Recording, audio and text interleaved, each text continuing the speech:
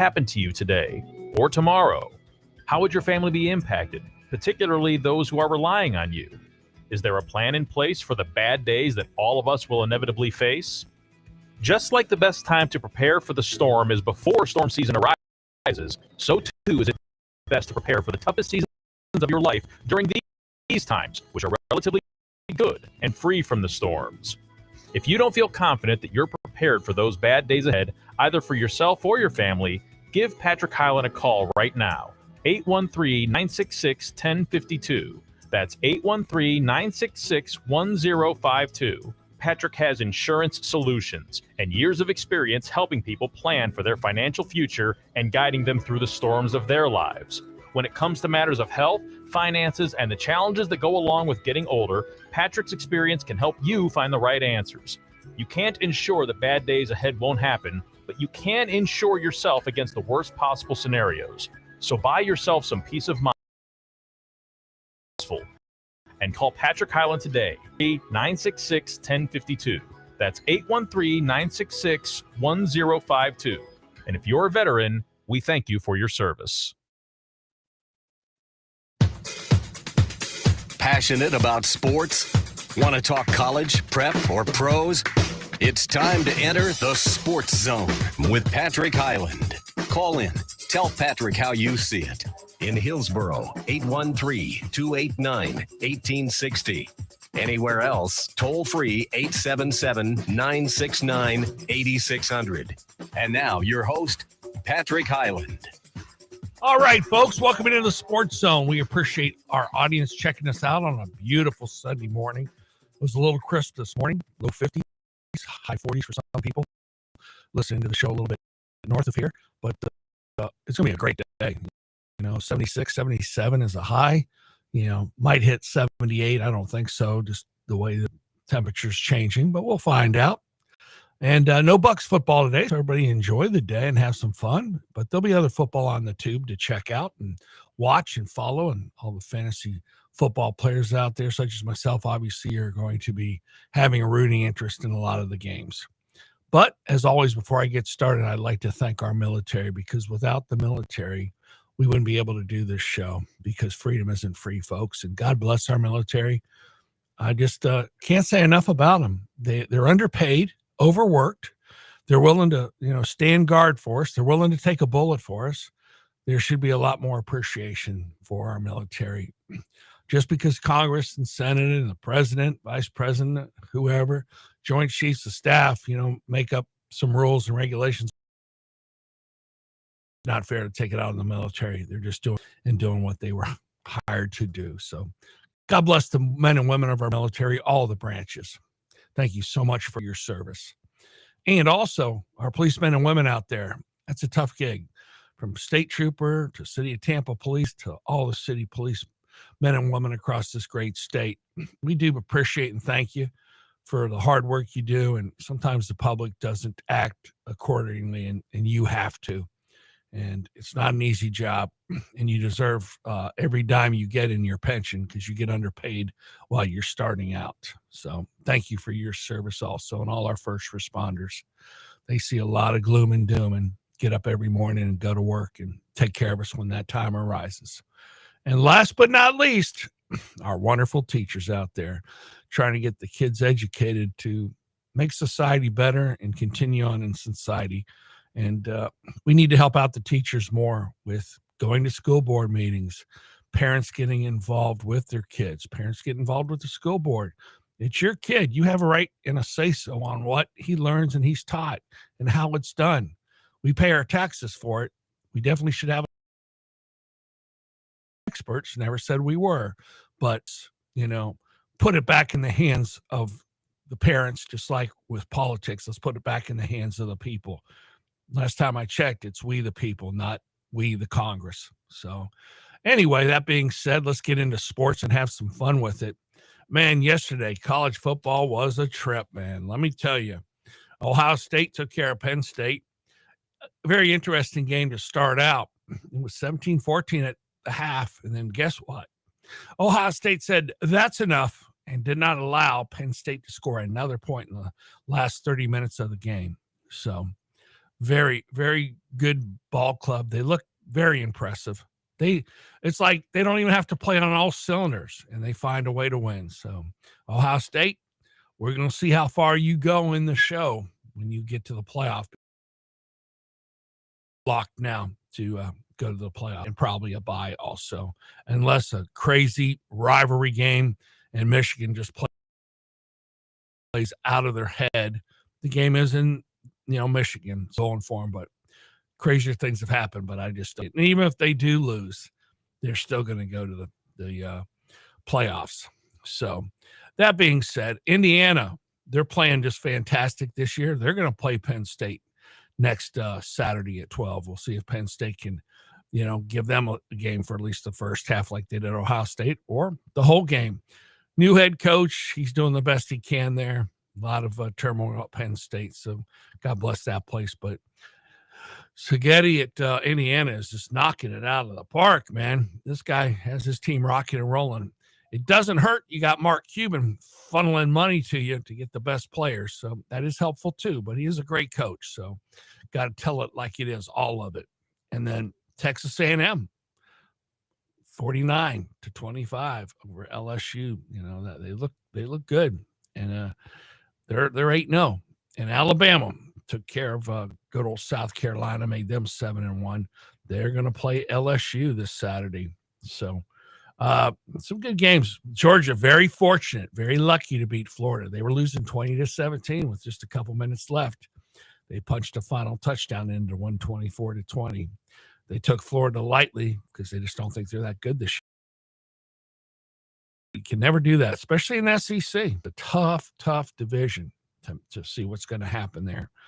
And now Oregon, they took care of business, 21-7 over Wisconsin. That Oregon team just always finds a way to win up there. They're always in the hunt, always competitive. Curious to see how they're going to do it and if they make the playoffs, which they should. And Ole Miss, 8-1 now. They really don't have much left, so they will make the playoffs. It'd be really weird if they were to lose to the Citadel this upcoming Saturday. Then they got to play Mississippi State at the end of the year. That's about it, and I just can't see them losing any of their next 3 games. Georgia Tech, it hurt them. NC State, won 48-36. They'll go to BC in a couple weeks, so they get a bye week coming up. I'm just curious to see who in the ACC is going to get into the playoff. They're going to put somebody there, and are we going to have 5 teams from the SEC? Are we going to have 4 teams from the Big 12? Just Vanderbilt, with 2 losses, probably got knocked out yesterday by Texas. Does Texas find a way to get their way back into it? I think it's going to be very difficult for them to do that, but crazier things have happened. I'm just curious to how many 2-loss teams are going to make the playoff. And I'd love to hear from the audience, 813-282-8283. How do you think there'll be 1 2-loss team, 2 2-loss teams? And is there any shot of a 3-loss team making it? Love to hear from you and see what you have to say. BYU keeps rolling. They're still undefeated. Miami, this is the surprise of the day. They lost 26-20 in overtime to good old Southern Methodist University. It's a tough loss. I think that's going to knock them out of it. So that should be interesting to see how that plays out and how that works. And I don't know what's going to happen with them. Notre Dame won against BC. They should win out. Is a 2-loss Notre Dame team going to get into the playoff? We shall find out.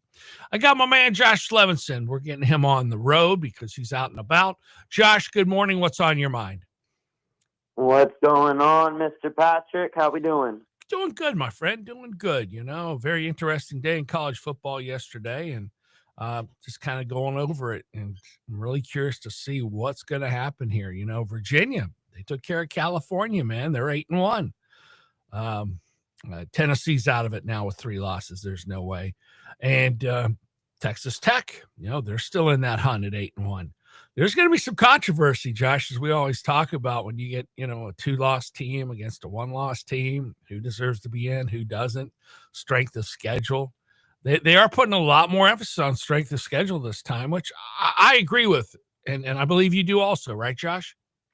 Oh yeah, absolutely. I think there are certain instances where a loss can sometimes be more impressive than a win, depending on how it goes in the context of the situation and all of that.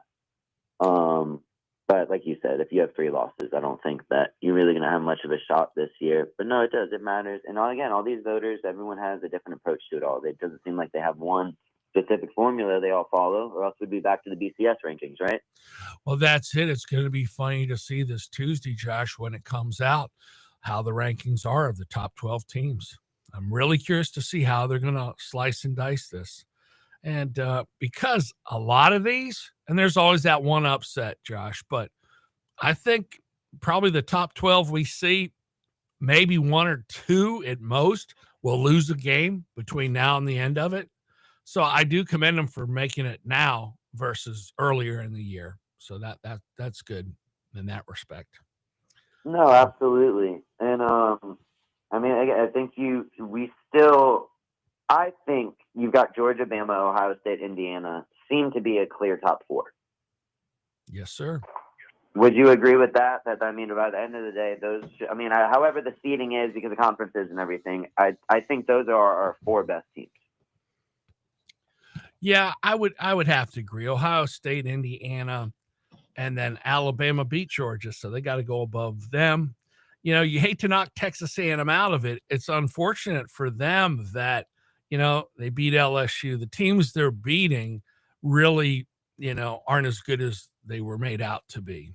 That's not going to help. I mean, them. they'll be there though. They'll make it. So again, it's not like they're going to be on the outside. So they'll have the opportunity to prove themselves. Like you were saying, we're going to have controversy. Absolutely. If we have 4 teams, 8 teams, 12 teams, 200 teams, whoever is the last one out, is always going to have a bone to pick. They're always going to be upset. The fan base is always going to be upset. We see that in March Madness, the bubble, and the last 4 out, last 4 in, and all that sort of stuff. So no matter what, with 12 teams, the 13th and 14th team that get left out are always going to be complaining. You're 100% right. I think it might be a little bit more solid this year because if you're a 2-loss team against another 2, shouldn't. Well, I'm sorry, that's not how this worked out for you. It's tough when I'm 0 and you're 10-2, and my schedule was the SMUs, the Cincinnati's. It just makes it tough. I don't like it because then why am I even in the mix then? It's like that's absolutely. And it's different for everyone. Some of the schools they schedule the bigger games like SSU, Alabama to start the season. So it depends. I think that's a big part of the strategy now, where looking at these schedules, especially if you play in a weaker conference. But conversely, nobody knows with this day and era of transfers and NIL and the portal and everything. You see an Indiana all of a sudden become a dominant team, and you see a Vanderbilt. Right? I know they lost yesterday, but a strength of schedule really could be different when you're actually making it beforehand versus, oh, wow, it looks a lot different now. We see that in the NFL as well, right? Yes. We don't know how good these teams are actually going to be, but that is where the 12-team playoff makes it a little bit better because at least they have more of a chance to prove themselves. Well, and you got Louisville now, they've only lost 1 game, do they go, who's better, Louisville or Virginia? Boy, that's a heck of an argument. I mean, they're both real tight. Tennessee now is out of the mix. Texas Tech, that 12th slot's going to be very, and you and I both talk about it, man, just the nature of the beast. If Notre Dame is at 12 if they go 10-2, 9-2, and another team goes 10-1, I'm sorry, they're going to give it to Notre Dame unless it's maybe a big SEC team. But even then, man, I don't think so, Josh. What's your thoughts about that? Well, there has to Notre Dame is going to get the at-large bid. As long as they win out, because now, you went down to Lane lost. Who of the smaller schools, who else is going to get it? They have to give it to someone, and It's going to be Notre Dame.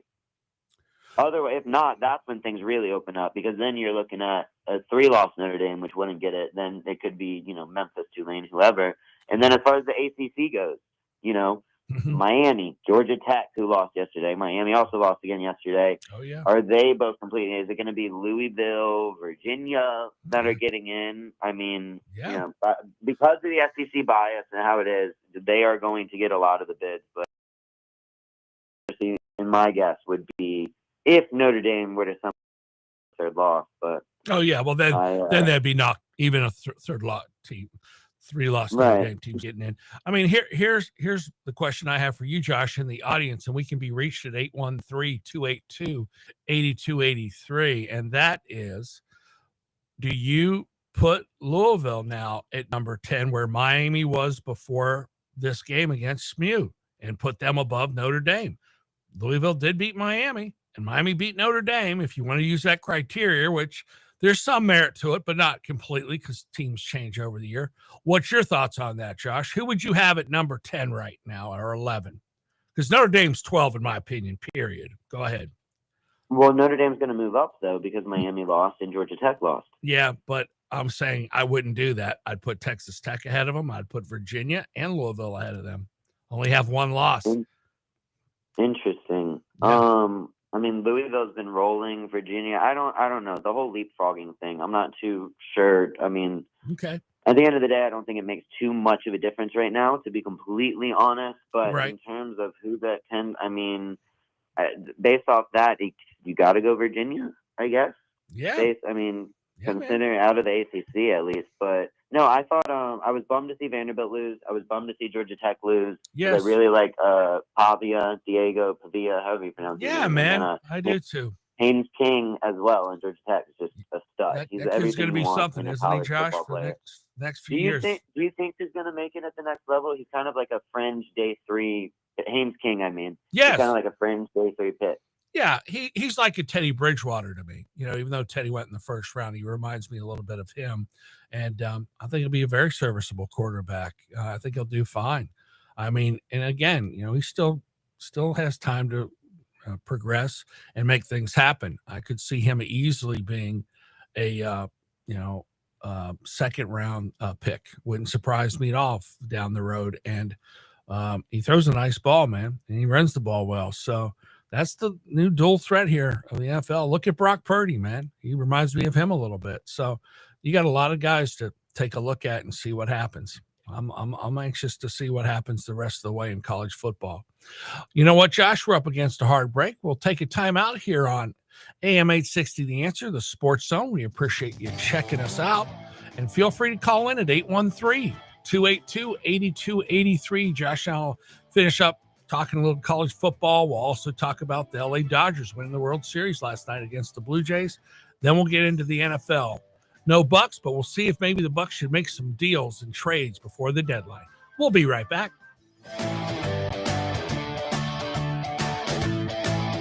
Happy Sunday from the Sports Zone with Patrick Highland. And we do hope that it's a happy day and that everything is going as well for you and your family as it possibly can.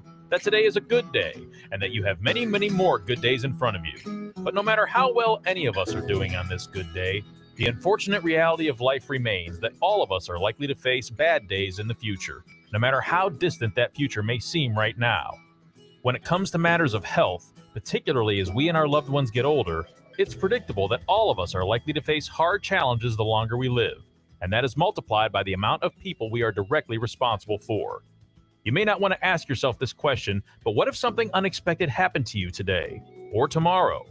How would your family be impacted, particularly those who are relying on you? Is there a plan in place for the bad days that all of us will inevitably face? Just like the best time to prepare for the storm is before storm season arises, so too is it best to prepare for the toughest seasons of your life during these times, which are relatively good and free from the storms. If you don't feel confident that you're prepared for those bad days ahead, either for yourself or your family, give Patrick Highland a call right now. 813-966-1052. That's 813-966-1052. Patrick has insurance solutions and years of experience helping people plan for their financial future and guiding them through the storms of their lives. When it comes to matters of health, finances, and the challenges that go along with getting older, Patrick's experience can help you find the right answers. You can't ensure that bad days ahead won't happen, but you can insure yourself against the worst possible scenarios. So buy yourself some peace of mind while your skies are still peaceful and call Patrick Highland today, 813-966-1052. That's 813-966-1052. And if you're a veteran, we thank you for your service. Welcome back to the Sports Zone. Let's get back to the discussion. In Hillsboro, 813-289-1860. Anywhere else, toll free 877-969-8600. And now your host, Patrick Highland. All right, folks, thanks for tuning in to AM 860 The Answer, the Sports Zone, coming at you live on a beautiful Sunday morning, November the 2nd. Remember to turn your clocks back. It is 11:25. Hopefully everybody's enjoying the day. We'll have some football here in about an hour and a half to watch live. I'm looking forward to some good games. Josh, any team on the radar day, with our Bucks not playing, that you're kind of targeting to look at pretty tight? The Bills-Chiefs game is certainly the highlight of the day, yeah? Amen, brother. 4:25 kickoff. I'm looking forward to it. So yeah, that's certainly the one that I am most excited for. That could be winner gets home field in the playoffs and that sort of thing. You betcha. So yeah, as far as who I like, I think the Colts should win pretty. They should take care of business against the Steelers. The only reason I think that they wouldn't is just because of football and random things happen, and the Colts have been running hot. Right. I don't think the Steelers are as good as their record indicates, or as good as many wins as they were able to get to start the season. Aaron Rodgers, I don't imagine he's going to get any better. It's not like he's Caleb Williams and you're waiting on him to develop or something. He is who he is, and he's probably going to regress as the year goes on, as he gets more banged up. And I think the Colts are as good as they appear to be. On the other hand of things, I think they're just a juggernaut in this season and how they're playing right now. And so, I don't know, I'm not surprised the spread is as small as it is there, but certainly the Colts should win that game pretty easily. I would think so too, Josh. What did you think of the World Series last night? Wasn't that wild? What a game, man. Oh my gosh, yeah. So I was actually out at a wedding. It was outside, so we didn't have TV screens, but there was a whole group of us watching it from someone's phone. Everyone was going crazy. It's so funny, man, the Hard Rock betting and how much it's taken over. Girls are talking about how they've got, I did $5 and I did this. And I did, people have never bet or gambled or anything in their entire life. She's like, oh, well, I knew we'd be watching it, so I just wanted to get some action. I was like, good Lord. Well, you know what's funny, Josh? You just hit a nerve. You know how I always praise the teachers for the start of the show because they have a tough job. They're out there. I would love to do the statistics, speaking about teaching, but teaching the kids, more life lessons. Teach them how to be a responsible gambler. Teach them how to be a responsible, alcohol beverage intaker. Smoking, if you're going to do it in moderation, or get help from a doctor with patches or something if your body can't handle it. There's a lot of things that we don't teach that I think we should, Josh, and it would be better for everybody. I think, like you said, because anybody, if that's your personality, I don't care, male or female, it can get you, man. That $5 turns into 20, that 20 turns into 40, then turns into 100. And then they're in trouble, just like balancing the checkbook. Balance your betting book. So it'd be kind of funny. Very easily. And now the difference is, because you just compared it to these other vices, right? Yes. Drinking, smoking, whatever it is. It's it's different forms of addiction that can manifest in different ways. The difference with this is that it's in your pocket. You've got the whole freaking casino right there in your pocket. You don't have a liquor store in your pocket. You have to go and acquire it. You got to go get the pack of cigarettes or whatever it is you're doing. You know what I mean? I do. That's the biggest difference. It's the ease of access, and now just the bombardment of all the marketing. You cannot watch any show or segment or any sports-related programming without there being some sort of betting content. Yeah, it's just, it's so funny because it started out very minute about 20 years ago with Al Michaels. He was funny, man. That's one thing about his announcement. Now, some investors are happy that field goal to make it 27-21. The over-under was 46. You all figure it out. And I just start laughing, going, that was pretty good. Way to slow hustle it in there, And he loves it. Yeah. Like you can tell he really gets a kick out of doing that, but now it's in every it doesn't even have to be an underhanded remark anymore. You can just say, yeah, that just hit the over. So you know, exactly. It kind of takes the novelty away from it to an extent, but yes, it does. I don't know. I think we'll look back at that Supreme Court ruling when they legalized it, because like you're saying, 20 years ago it was so small and in the shadows, and more recently than that, it was the commissioner saying, "Oh yeah, we will never have gambling. We won't do anything to do with that." Yeah. And the contracts are, the money started pouring in, and all of a sudden they changed their mind. Crazy how that works. Man. But if you continue to see more controversies like we saw in the NBA with the betting and the point shaving and like the Black Sox from back in the day, yes, if you see that, eventually they're going to have to ban them from betting. And the trade-off is, look, your contracts are exploding because of the revenue and ad money that's coming in from these casinos and the sports betting, and y'all just don't get to do it. It's akin to insider trading. Exactly. And again, here we go again, though, Josh. It sounds great in theory, and here's the bottom line. Let's suppose I'm playing, you're my son-in-law. Hey, Josh, put 1,000 on us today, or, put $100,000 on us. Who's going to know? And especially, so here's the thing, though, Patrick. In all honesty, you said who's going to know? I think I'm honestly encouraged that they are catching these people, because when it was unregulated, they didn't have the tracking and the software and the data to be able to do all of this. So, like, if you do have cousin Johnny places a bet for 100,000 all of a sudden, and they don't normally do that, that gets flagged in a that's a millisecond. Well, good. Talk to these people. That's why that's why you see what's going on. But again, the Black Sox, this stuff isn't new. People are always susceptible to greed and that sort of thing. So I think the more regulation and the more it's on the table, the better. To your point, raise awareness about it. Tell everyone, the DARE program, but make it for all this crap too. I love it, Josh. No, it's funny you brought up the White Sox, and it wasn't greed from the players.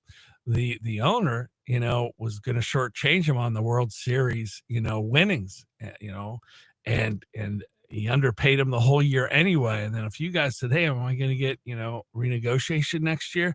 We'll see, but I don't think so. And they were like, "Oh, okay." So, you would think, I would think today that wouldn't happen because of all the money, out there, but anything can happen, like you said. Now, what about this, though, Josh? Let's talk about cousin Johnny, okay? If he were to fly into Vegas and make, they probably have, you would know better than most, Josh. Would you say they have 20 casinos in Vegas that you could make a sports bet on? Oh, man, maybe even more than that now. Okay, we'll go with 20. But, 20 is a reasonable number, yeah. Okay, good to know. And he goes into each one and puts $5,000 down. Would that set off a red flag? $5,000 down if you take the time to go around and put all those. Probably not. Right. But they do all communicate and everything too. It's not like it's in a silo, because none of the casinos, in that sense, they do want to work together because none of them want to get rigged. Right. Exactly. But now, my other understanding is the biggest thing would be the prop betting, because of Patrick Highland's supposed to, throw 3 touchdowns. As soon as I throw 2 and we're winning, 35-10. Coach, I'm good for today. Oh, okay. The alternative fix there is that you don't offer unders. You only offer overs. Oh, I like that, Josh. Very nice. And also what you can do, which they've done, is if a guy goes out in the first half, you get your money back like it was never a bet. So I kind of like that. Absolutely. There's lots of different ways. At the end of the day, they need the leagues and the sports books want people to believe that everything is only up and up. Yes. Now that is if you start thinking that is professional wrestling in any way whatsoever, then you've lost it. There's if you lose the trust, then there's nothing there. There's no integrity. People aren't going to believe it. No, you're 100% right, Josh. And the other thing is, I believe, Josh, you're more up on this also with proposition betting, like someone to throw 3 touchdowns, someone to throw 2. You only can bet so much. The house kind of puts you at maybe a 500, maybe some houses at 1,000 for that, if my research and memory serves me right. Is that correct? everyone's different. Literally, everyone has different limits, and as a business side of it, if people do too well and they start winning a bunch over a certain period of time, they'll just cut them off or limit them completely, where they can only bet $1, $2, $5. Yeah, you know what's funny about that, Josh? They have the right to do that, right? But I don't have the right to get Congress to regulate them on their payoffs that would be more in line with what's, conducive to the market.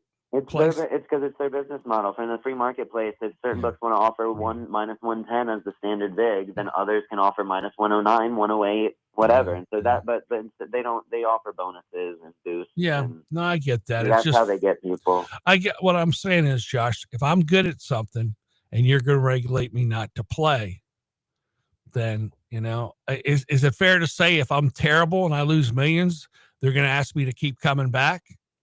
Oh, they'll pay for you to keep coming back. Exactly.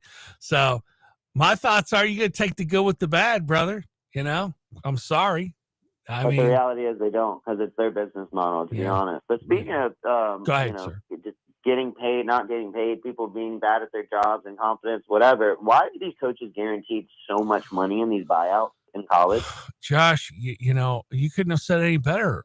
We're rewarding bad behavior again. I don't know why in society we've gotten to that point to where, if you do one thing good, we're going to treat you like a god. And then if you do a few things bad, you're still treated well. No, man, you're done. Thanks for the memories. I mean, bottom line is these 10-year contracts are silly. Okay. It should be a 3-year contract, period. Let's see what you do in 3 years. Then after that, well, there we go again with regulations again, Josh. If it was set in stone that you can only offer a 3-year contract to your coach, period. I don't care if you're USF or you're USC. That's it. That's the rules and regs. Wouldn't that stop some of this? Why though? What does that accomplish? Why would you? I don't ever want to suppress any employee's earnings in any way whatsoever. So like Signetti does a great job over a 3-year span or whatever it may be. He deserves to be rewarded with something longer than that. So no, I don't agree at all with. I wouldn't say longer, Josh. I'll give him a few more bucks. But no, you're not going to. Why? No. Okay, we can agree to disagree. But a normal college kid is there for 4 years. Mm-hmm. Freshman, sophomore, junior, senior. So to only limit it to 3, that's just way too arbitrary. Okay. Well, I just don't understand. No, I like your thought. I'll go for. See, I compromise. But even then, it's like 4 years is plenty, Josh. In 4 years, you do the job, you'll get 5, 6, 7, 8 again. There'll be 4-year increments, and that's it. And then look, man, in your 5th year, you stink. In 6th year, you're still going to get paid for 2 more. Even that's a little loose, Josh. I think that's a fair deal. 4-year increments. I do not think it's fair in any way whatsoever to ever limit how many years someone can sign a contract for. I just don't understand why the buyouts are so much money. Oh, so you're saying you think that's what should be regulated then? No, Patrick. I do not think anything should be regulated. You are saying things should be regulated. Oh, I do not you think not regulated? You would not. You would give me an 8-year. I don't understand from a negotiating perspective. Okay. How and why do you get into a situation where Brian Kelly is guaranteed $50+ million? So what you're saying is we're going to pay you. Okay. Tell me if this is what you agree to, Josh. I want an 8-year contract. I just won the national championship, and you're the AD at Florida State. And you go, yeah, man, that's the going right now. You get it. But after 4 years of me going 6-5, 6-5, 6-5, you go, Patrick, this ain't working anymore. You just pay me for 1 or 2 years. That should be the buyout. Is that what you're leaning towards? I'm just trying to figure out where you're going, Josh. Go ahead. I think it should be more incentive based. And what you're describing is, people can get fired. I just don't think, again, if you get fired because you're not because you're leaving, transferring, whatever, but if you're getting fired for poor performance, I just don't see how these ADs and these schools and all this, they're getting paid so much money. You would think that, if you don't win a certain amount of games, you get fired in the middle of the season, that it would, I don't know. They must just have enough money to go around. It sure seems that way, Josh. Must be nice, I guess. I know, it doesn't make sense. But speaking of Brian Kelly, one thing, when you know something's true, there's just so much nonsense that gets thrown around. There's a lot of noise these days, not as much signal, especially in the internet and comments and blah, blah, blah. Nobody had a single good thing to say about Brian Kelly. Yeah, no, it's not good. Not a single, but even when James Franklin got canned, people would come out and say, yeah, he's a good guy, he does this and that. Yeah. Like, you'll have some PR trying to cover for him. People feel bad when you get fired. Yes. Yo, Brian Kelly seems like the worst person of all people. Yeah, it's not good. It's not a good list. I don't know if he'll, time heals, but I'm telling you, in my opinion, that's like a 3-year, black mark on you. So he'll be 68 at that point in time. Who's going to hire him for a head coaching job? Maybe So somebody. that's my question. Yeah. I think that now he's at a Michigan State, Wisconsin level of caliber. Those Yeah. are the types of schools that would offer him a job. My question is his ego too big to take that? Good point. And do they really want to offer it to him? Maybe 3 years from now, I might consider it, but not now. I still think he's a fine coach. The expectations at LSU are different, and he never fit the culture there. You're right. College football is a culture school. That's why Coach O was always great, and that's the perfect fit there. I hope he goes back. He said, "I'll hop in his truck today and go do it." I always love that and guy. That's the thing. That is the difference between college and professional. Is that the college really? There's a whole culture about it, and it's just different. There's a vibe. There's a feel. There's stuff you can't really quantify all the time. Speaking of Coach O, you know where he got his kind of start to get his teeth, really looking good and doing a good job, Josh? Where is that? The No, U. I don't. He was down in the U, man. Is that funny? Yeah. There you go. Yeah. So there, And that's another coach there. Is Miami going to get tired of Cristobal doing this and kind of falling apart in the second half of the season and not being able to get to the finish line? Are they going to want to eventually move on? Because they've been building something there. They've got the money. They've been getting the transfers. And it's, again, expectations are everything. And it depends on what, again, if Brian Kelly were to go 8-4 at Michigan State or Wisconsin, just to throw those schools out there, people would love it. You make a good Those point, fan Josh. bases, it would be great. Whereas if you go 9-3 somewhere else, you could easily get fired. So No, you that's read really my the mind there. expectation. Seriously, I want to give you. Josh isn't in studio with me today. He's out and about. Had a wedding last night with friends and family, and so it's kind of funny you said that. I was going to say, hey, speaking of the U, is Cristobal in the hot seat? So you answered that question. What other coach do you think's on the hot seat? Is my boy Freeze going to keep his job, or is he gone, Josh? What's your thoughts about him? Breeze, I think he's going to be gone because Auburn. Yep. There is no reason that Auburn and Alabama should be so far apart in terms of consistent success. You're right. It's the same talent pool. It's the same culture. They all care. There's not, again, we're talking about expectations and all that sort of thing. The only difference is the coach. You're right. And this is, to me, that is the biggest thing in college football right now. I only think there are a handful of truly transformational coaches that wherever they are, they build a winning program and they're going to be competitive. And Cignetti is clearly that guy right now. Yes, he is. Now, and I think what's different, though, is you saw how, there were so many years there, everyone was just plucking from Saban's staff. No, you're right. Now, what about Indiana? You know about the Mark Cuban connection, Josh? What, Mark? What about it? Oh, he funnels a lot of money to coach. No, I know, but what about? Are you saying Yeah, I know he's affiliated with the school. Yeah, some people knew, some people didn't know, and we'll see how that transforms that program. It already has. I mean, you got Dave Portnoy with Barstool Sports. Yes, sir. He's supposed bought their quarterback basically. Yes. I mean that's the narrative at least. So again, that's the whole thing. Hey, Bob. There's so much new money out there. Oh yeah. Crypto money and just stock money. Any school wants to put together a bag and do it. I just don't think, again, if you're throwing good money at bad situations, it's not going to get anything done. No, it's not. Hey, we're up against a hard timeout. Vito is waiting in the wings, man. Love to hear from Vito. We're going to put you on hold for just a couple minutes, Vito. Let the audience hear some messages. And when we come back, we'll hear from Vito and we'll finish up on fantasy sports for today and the NFL. We'll be right back.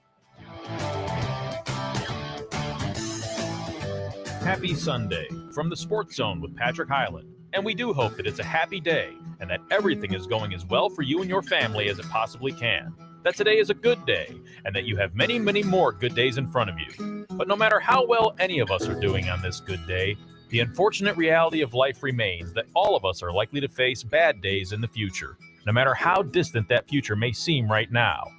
When it comes to matters of health, particularly as we and our loved ones get older, it's predictable that all of us are likely to face hard challenges the longer we live, and that is multiplied by the amount of people we are directly responsible for. You may not want to ask yourself this question, but what if something unexpected happened to you today or tomorrow? How would your family be impacted, particularly those who are relying on you? Is there a plan in place for the bad days that all of us will inevitably face? Just like the best time to prepare for the storm is before storm season arises, so too is it best to prepare for the toughest seasons of your life during these times, which are relatively good and free from the storms.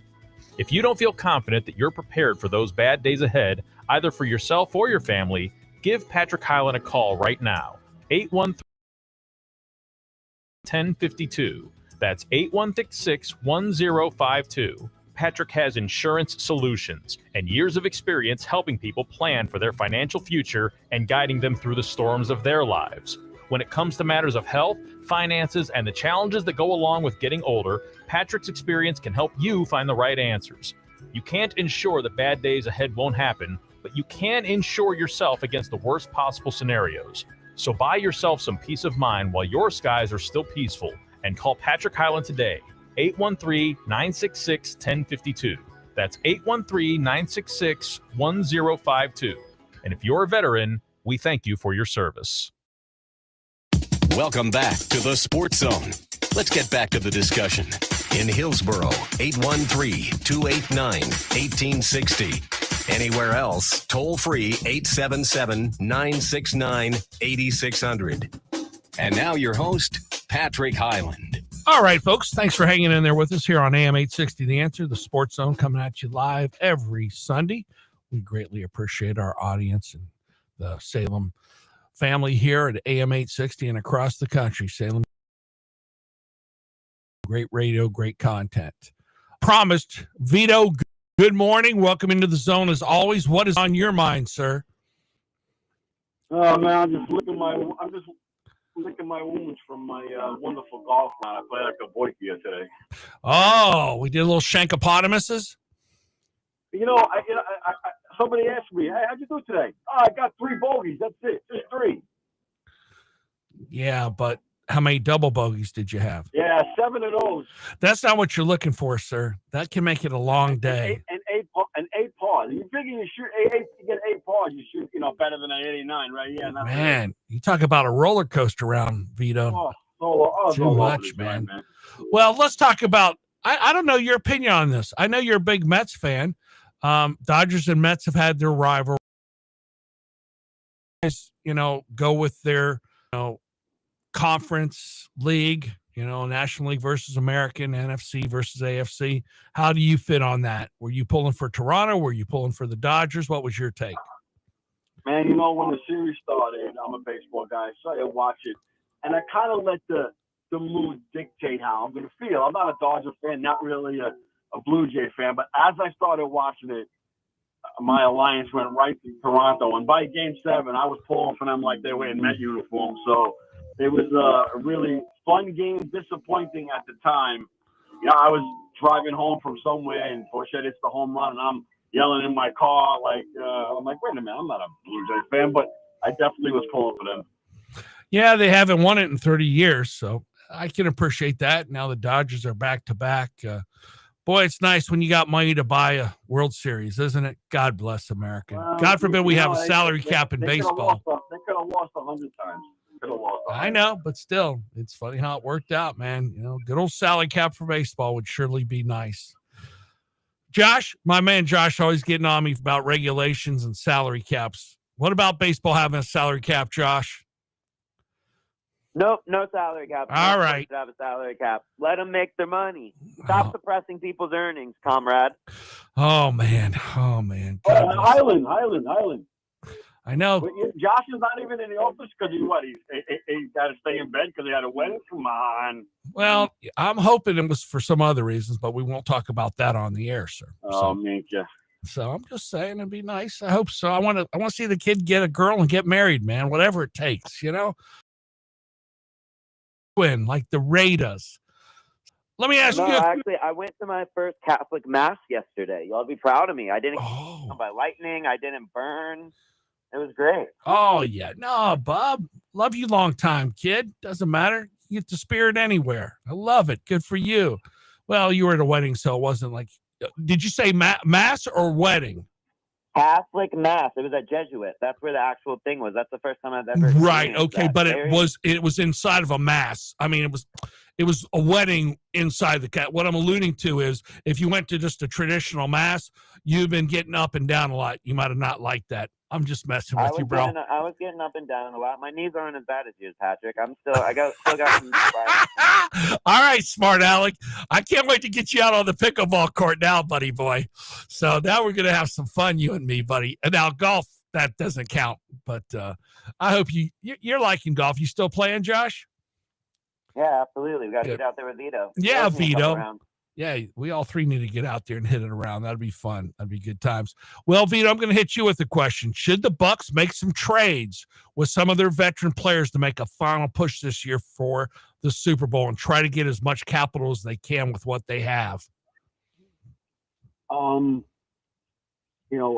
Getting maybe an impactful linebacker or defensive lineman definitely would not hurt them. With the way the receivers got hurt, maybe a decent type of receiver, even somebody who could go deep like a Marcus Scanlon or something, just somebody to open up the field a little bit, take the top off it maybe. Outside of that, I think they're fine. And you can always use another offensive lineman, but I think their offensive lineman is fine. The backfield is coming around a little bit defensive wise. But yeah, somebody to get to the passer and impactful type of guy, can make a stop behind the line of scrimmage, linebacker or defensive line. I think the Bucs should definitely prosper from that. Josh, what's your thoughts? Would you like to see them, trade somebody and get what Vito just said, or is there another position you think we're in need of? Go ahead. No, I think I trust Jason Light. I trust the roster we have. We just need to be healthy, man. That's really expectations and performed above should have to this point in the season, considering how unhealthy we've been. But we've got a tough stretch coming out of the bye here, and so I'm just hoping we got to get our horses, man. At full strength, I think we are legitimately the best team in the NFC, at least one of the best teams in the NFC. Yeah, but I'm not even just talking for this year, Josh and Vito. I'm talking, for the next couple years too. Get an impactful player to, make the Super Bowl run this year and for the next couple years. Jason Light drafts impactful players every single year, though. That's the thing. Let's not give up draft picks and then not have the young. Oh, no. I don't want to give up draft picks either, Josh. No, I agree with you there. But that's the only way to get something, because you got to get a performing player from a team that isn't come out. You know how it works. You got to trade. You're not going to trade players for players. That's pretty rare, and at least not impactful ones. How funny is Jerry Jones, though? He's like, oh, yeah, let's try to trade for a defensive end. That's our boy, Jerry. Jerry's world, man. I love his irreverence, though. I really do. But it's time. It's time to step away. Let your son run it, or a dear close friend, that you trust to keep the legacy going. I mean, you don't think he's actually going to do that, though, do you? He's going to die in that role. Yeah, you're probably right. I mean, it's kind of sad. He should realize that, Landry stepped out when he should have, and Tex Stram stepped out when they should have. Maybe it's time for you, Jerry, so, but we'll see. Any picks, Vito, that you like today in the NFL, baby? Man, I hate saying this because I hate them and I love Buffalo, but I like Kansas City today. It just wow. I hope I'm wrong. I hope I'm wrong, but I just, the way they've been playing, they kind of own Buffalo in a way, other than that one game, but always play up to their potential fully against Buffalo, and Buffalo doesn't have an answer sometimes. So if they can run the ball, Buffalo can run the ball, which Kansas City is hard to do, then they got a chance. But, Allen's great. He just, the kryptonite around, and I think he's got red uniforms on sometimes. So I don't like that. So I would say, Kansas City, once again, I hope I'm wrong. I do like the Colts, like Josh was saying before. They're just better. I don't care where the game is. And I do like the Lions. They're on a heater. They beat their rival, Minnesota. It is an interdivision game, so but I still like them. I just think they're better. McCarthy finally coming back. I don't know if it's going to help. And then I really do like the Rams, even though it's 14 points. I mean, it's the Saints, and that they got that new kid going. That's what I kind of like. Very good, Vito. Appreciate you calling in and giving your insight. You take care. Have a great weekend. Call in anytime. I hope you fix your little golf handicaps right now. And next week, if you play, you tell us that you only had one double bogey and a few bogeys and the rest pars. That's what we're looking to hear. Boy, that was a mud round. I gotta get better. All right, ciao, man. Okay, brother. Take care of yourself. Well, Josh, we got a few minutes left to talk fantasy here. Any sleepers that you like today in the fantasy world for the audience and fantasy teams? Sleepers is subjective, obviously, but of course. I think what's it called? The rookie for the Travion Henderson. I always get him confused with Ramondre Stevenson. They have just long names. I know. Syllables, I do too, Josh. That's funny you said that. Okay. No. Yeah, man. Josh McDaniels has been messing around all season, not really giving him the ball, which certain coaches do because they're just bad at their jobs, in my opinion. But either way, I think he's going to step up and he should have a pretty solid day. I also think on the Lions, you might see them try to script some stuff up for Jameson Williams, who's the kind of their deep threat, and he hasn't done too much. He's the type of guy that you could see when he's on, he'll give you, 3 or 4 catches, but it's for $150 and a couple touchdowns. Right. You're right. Just because there was some talk and chatter coming out of the bye, I think they might specifically try to feed him and target him. Good. Sleepers in the Chiefs game, you've got, again, just running back being hurt, so next man up type thing. With Pacheco out, you've got Rashard Smith, who is a rookie back for the Chiefs. So, yeah, I think you can see some rookies start to step up here in the second half of the season, really. Woody Marks for the Texans. Yeah, I know. I looked at that kid. Yeah, should be interesting to see, what he's going to do. How about, we're talking about 14-point favorites. What about the Packers? Can the Panthers keep it close? No, but Okay. I never, just because of the back door being open at the end of the game, I don't ever like taking that many, or laying that many points rather. But like we were saying with the Colts, I believe the Packers are also in that cream of the crop with the Bucks at the top of the NFC because they have the pass rushers that Jerry Jones wants and had and decided to trade away. I think Jordan Love is a stud. He's getting better. Their offense is clicking. I think the Packers are a weapon. Yeah, I mean, really, they should be 6-1, but they had that tie with the Cowboys. Tomorrow night, it'll be interesting to see how the Cowboys do against the Cardinals. My understanding is Murray will not be playing. Is that correct, Josh, from your understanding? Yeah, it looks like Jacoby Brissett, and I don't think that's a downgrade for the Cardinals. It's not an upgrade necessarily, but Okay. he's I don't know. The Cardinals are just always, for the team that has been in the NFL as long as anyone, they're just so irrelevant and boring. There was Larry Fitzgerald in that Super Bowl run, which was great, obviously. Yes. But I don't know. There's Warren was there too, throwing him the rock. That was one heck of a Super Bowl, man. We were talking about the World Series probably being the best World Series in the last 20 years. That Super Bowl between Arizona and Pittsburgh was probably, if not the best, one of the best in the last 20 years. That was in Tampa. Sure was, Josh. Yep. And that was with, you had Big Ben throwing that beautiful pass to Santonio Holmes in the back of the end zone. Yep. And you also had James Harrison with that 100-yard interception return before the half. It was crazy, dude. What a game. Oh, it was awesome. What about the Bengals now? Is Flacco going to be able to go, Josh? What have you heard? I think he's. The news would have came out while we've been on the air. Okay, boss. But yeah, I think he's supposed to be playing. Yeah. He's planning to start. Yeah, it looks that way. He can swing it. They've got weapons there, which is nice. But no, I do. The game of the day is all about Chiefs Bills. I think the Chiefs are going to be able to do it. They look amazing again. It's funny. Okay, we're going to find out. I hope. I don't know. Who do you want to win that game, Josh? Forget who you think. The Chiefs. Oh, okay. So, yeah, I want the Bills, and I think the Bills are going to win. Vito wants the Bills to win, but he thinks the Chiefs. We're going to find out. I have a feeling the Bills are going to win that, but we'll see. It should be a great game. If it wasn't in Buffalo, I'd have a difference of opinion, Josh. I think that's going to be a difference maker, and, we shall see what happens. So, and then, for our Jacksonville Jaguar fans out there, that'll be the other 4:00 game. They kick it off at 4:05. They should beat the Raiders. You would hope. The Raiders. I do not believe in the Raiders at all. No, you would hope, brother. Hey, Josh, thanks for calling in, buddy. I know you're running hard and doing a lot of things. Your dad couldn't make it because he's having some things to do with his home AC. Crazy how things happen in life, but he's getting that fixed. You're getting it going. Have a great week, Josh, and I'll look forward to seeing you next Sunday. I want to thank everybody for listening. Thanks for all the help here at the radio station. AJ, thank you. Amico, thank you. Appreciate you guys for rocking and rolling the show. God bless you, Tampa Bay. Be safe out there. Bye now.